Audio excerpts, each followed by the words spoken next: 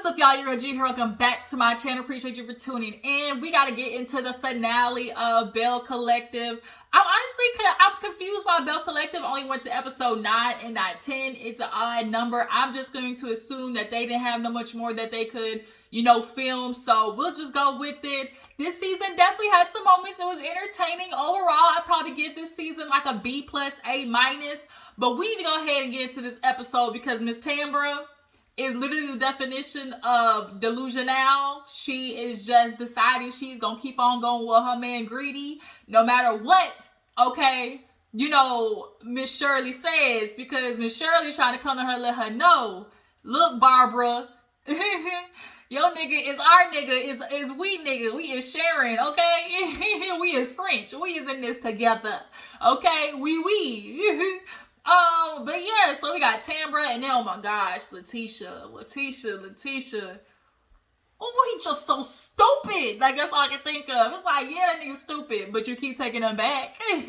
But yeah, okay, y'all, let's go ahead and get into Belle Collective. So I'm gonna go out later, run some errands. We're over here doing a little project at our house. We are cleaning out our garage so we can turn it into like a little, little living space or whatever. We're trying to, on the up and up before the end of the year, get some shit accomplished, okay? If anybody else is out there doing some things like that, DIYing, I love a good DIY moment. Just redoing stuff.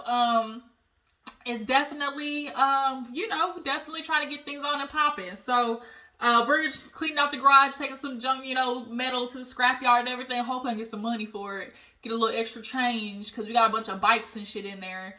But yeah, just trying to get some stuff popping. So let's go ahead and get into the episode, y'all. So we basically pick up where we left off, which is Tisha walking into Marie's event, and Tambra got ghost. When I tell you she was gone, go gadget out of there.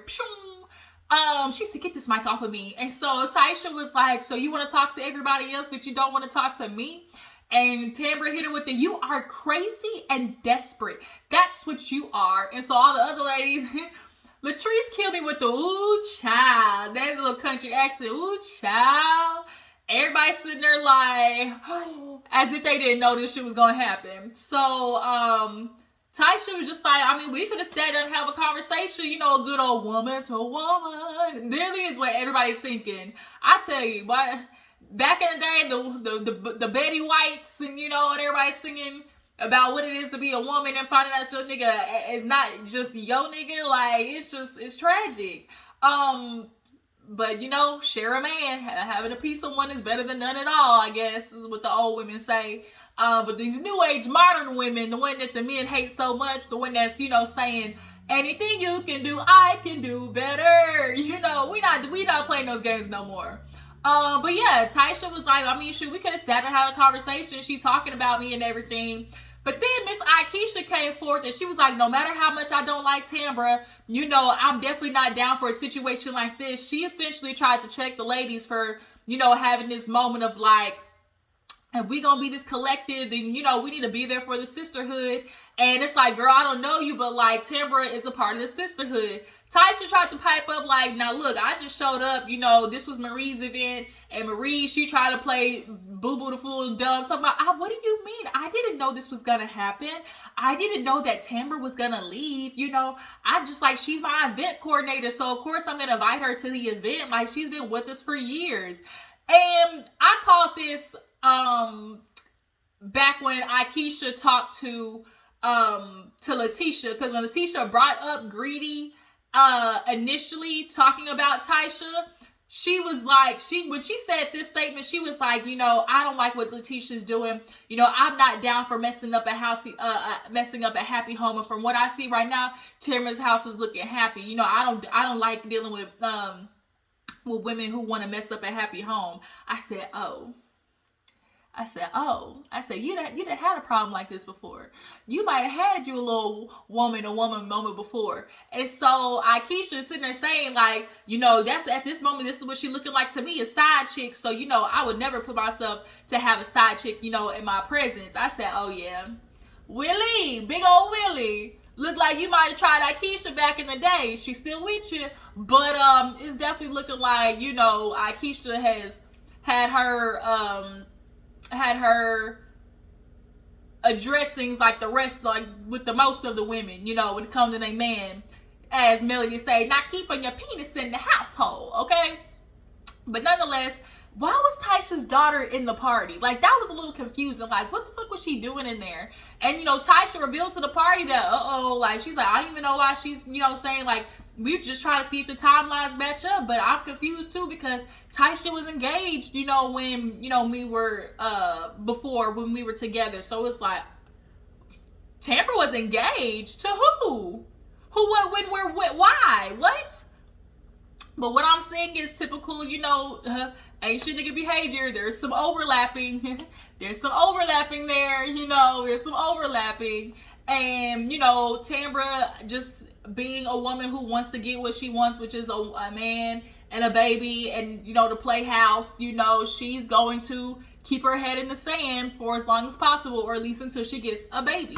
Right now, I told y'all before, I feel like she's pulling a Kenya, where you're ignoring the red flags because you want, at the end of the day, to at least experience something of resemblance of having this, you know, like this house moment, this, you know, family in a home moment, white picket fence moment.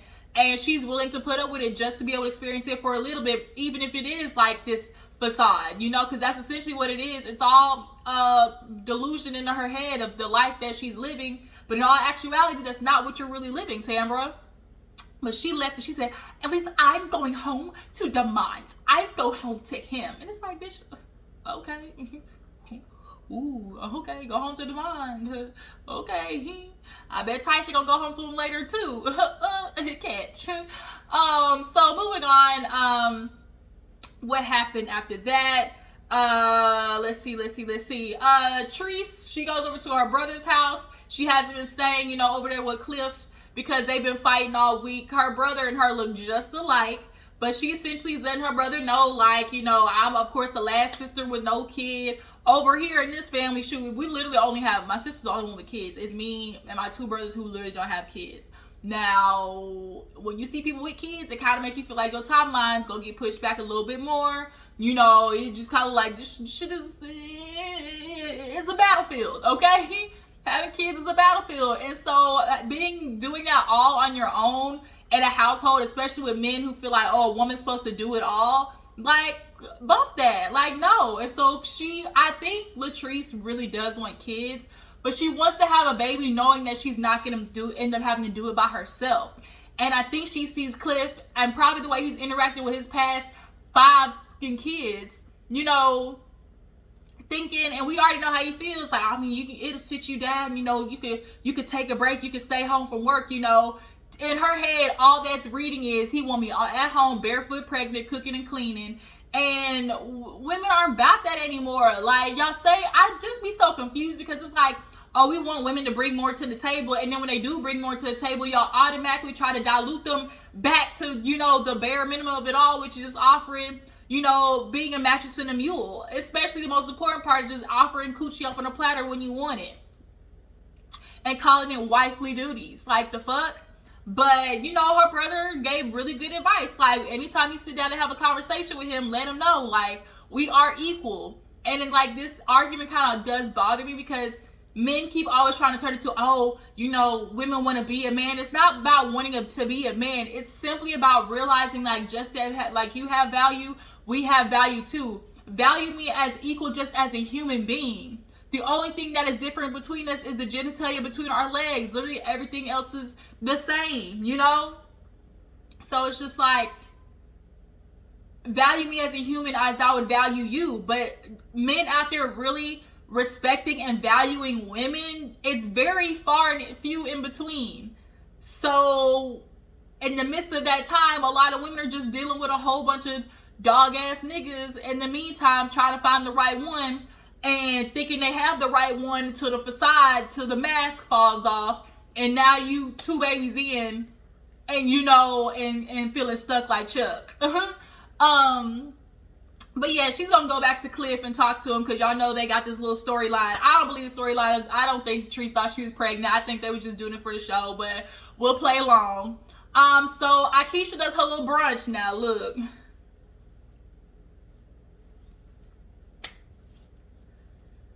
Now, Tisha, I mean,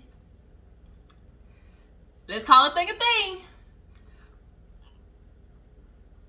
I mean, she did the damn thing, y'all. I mean, let's be honest, y'all. Let's be honest. Like, Aikisha, she held up her end of the bargain. Now, look, when she walked into Tisha's, it definitely was giving, ooh, she being real pretentious. She being real snooty patootie. But when we look at how she, you know, delivered her brunch in comparison to Tisha's, I mean, it speaks for itself. She had, like she said, the who's who in Jackson, the upper echelon. She had a nice batch of ladies there, the flowers, the food. Like, you know, it was given, I'm trying to get shit done on Farish Street. She had a, you know, it's serious when you got a PowerPoint presentation. She had the TV screen and everything. It was nice. I think Aikisha can definitely take the torch when it comes to, or the baton when it comes to Farish Street, get some shit done.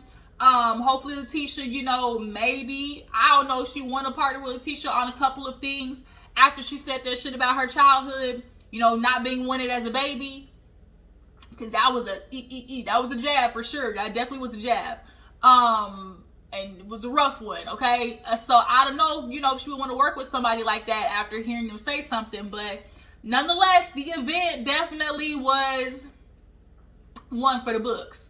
So Marie and Tisha talked to Tambra, and they both then concocted this little fake ass story. I didn't know, we didn't talk to each other. She didn't fill me in on nothing. I just thought, you know, y'all was gonna be able to sit down. Marie, they both trying to play this game of like, what? You know, what do you mean? Me? You know, me? Who? What? You know, oh, you know, it's like, what do you mean? Oh, y'all didn't like each other? What? Y'all are fucking the same dude? Wow, man. I didn't think y'all would not like each other. I thought y'all would have been able to sit in the same room with each other. What the fuck? Like, we're not gonna sit here and play this game with y'all, Marie and Tisha. And you can tell Tamara just sitting there grinning her little fake voice, having ass. Okay, yeah, and we are sisters, and I just know if it was me with you guys, I definitely would, you know, it would contribute to being in the sisterhood, and definitely I know that Tisha is a liar, and we don't deal with liars over here. I have a good man. She trying to say she got a good man, Savannah, and if a good man is a man that cheat on you and ain't telling you the truth, and you said you want a house, a ring, and a baby, but he trying to give you a baby and no ring in a house, Tambra, you might want to reconsider. But at the moment, all the other ladies come over and they give basically cheers to, you know, moving on, congratulating Aikisha on the brunch. You know, everybody, you know, enjoyed it. It was very nice. I mean, Aikisha, she delivered. Ask and you shall receive. And like, at least she wasn't a girl who was picking out at somebody else's shit and then couldn't deliver on her own. Like, because a lot of women would do that. They'll be able to pick out what's wrong and find all types of stuff that's wrong with the other person and can't do nothing they damn self. But Aikisha, she wasn't one of them. She was like, I know how this work, and I'm gonna show you, you know, my actions gonna show it. Okay, I don't just talk the talk, I walk the walk. So then Latrice goes back to Cliff. You know, she talks to him. Hold on, y'all. Let me fix this. All right, I'm back. Sorry, y'all. I hate when this chair, like, it's like sinks. Like, once you sit in it for a little bit, it just like slowly but surely starts going down. And I can't stand that. But nonetheless, I guess the lock part on the chair don't like lock all the way in some parts. But I need to get a new chair amongst other things. But inflation, people, inflation. The government is out here trying to just have us out here just struggling. It really be having you reconsidering, like, can I be a scammer? Can I be a scammer? But then on the other end, it be like, bitch, I'm too pretty to go to jail, and I don't got time to be fighting for my ass cheeks over a pocket of ramen noodle and some ho-hos. Like, I don't want to do it. I don't want to do it. But yeah, no, so yeah, Latrice, she speaks to Cliff, and once again, it's like they are just, you know, bumping heads, just like not hearing each other. Honestly, I think more on Cliff's end, he's just not hearing what Latrice is saying that she needs, and him with speaking to her, and he feels like, oh, you just talk all the time, like you're not listening to what I'm saying. But Cliff, like, you're not hearing Latrice either. Like, he keeps just trying to blanket it as, oh, like it's just something to get over, and he's always so nonchalant with his actions that you're not really giving validity or trying to necessarily validate what Latrice is saying to you, which is therefore only making her want to not have a baby with you. I believe Cliff wants a baby. I believe Treese wants a baby, but wrong timing, possibly wrong nigga. She goes in there, takes the pregnancy test, it come back negative. Cliff is like, I mean, it is what it is, but we're gonna try again for next year. And Treese just kind of looked at him like, baby, where? Well, we gonna see about that. Marie goes looking for. I'm not gonna laugh at this situation. It's just her mama is funny. Like the way she was doing stuff, because I like drugs, okay? Because I like drugs. There's a certain age with people, with drug addicts, where that's their life. When they reach a certain age, it's like, there's no coming back. And I think Teresa's mom has reached that age where it's like, she spent majority of her life on that stuff, and she can envision a life without it, point blank period. She's been gone for weeks. Marie's going around looking, shooting the trap house, knocking on every door looking for Lula. And obviously Lula is the neighborhood crack. I almost said, I ain't want to say it like I didn't want to say it like that. Like, let me rewind. Okay. So I was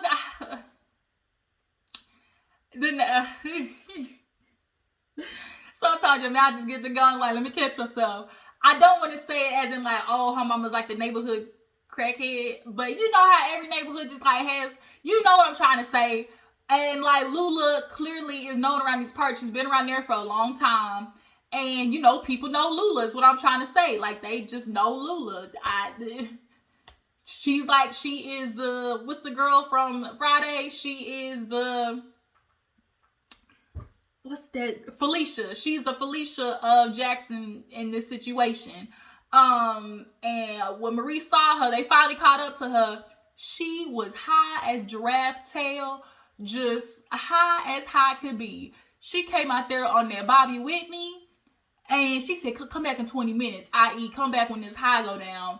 But she's like, get back in the car. Like, you know what to do, get back in the car. But first, can I hold $1? Like, let me hold $1. Can I get $30? And it's like, no. She said, meet me back at Diana's. She's like, okay, I will. And Essie, and she was acting just like nothing was happening. Like, hey, Essie, I love y'all. Like, wasn't nothing wrong. Like I ain't been missing for the past week, probably surviving on nothing but, powder and sugar cubes. Like what? But Marie sat there for a couple of minutes. I think she probably told her wait for, give me 20 minutes. And then she probably felt like Marie was going to get tired after waiting a little bit and was going to go off. And that's essentially what happened. Production was like, we can't keep waiting here all day. First of all, we in the hood. Secondly, it might not be that safe for your mom because we bringing cameras and such. And it's dope dealers around here, and dope dealers and cameras don't go together. That math don't math, Marie. So it's unfortunate that, once again, it's like a learning lesson of like having to leave people where they're at. I personally myself understand the struggle with Marie. I don't want to say luckily, I fortunately don't have to deal with seeing it on a front to front basis, dealing with the energy input and looking for somebody and, worrying to that extent of trying to go find them. And, I have a family member who deals with, addiction and relapses. I get it. I understand it. You just want the best for that person. And so when they come out, of, rehab and, on a better foot, you like, maybe this is the time. And then when it's not, it's just kind of like, you have to leave people where they are. I'm literally dealing with the same situation where it's like, they get to a certain age and they just don't see the light at the end of the tunnel. So it's like, I'm just going to do this till like my clock runs out, essentially. I really feel bad for Marie. I do. I really do. I do. So we get to this,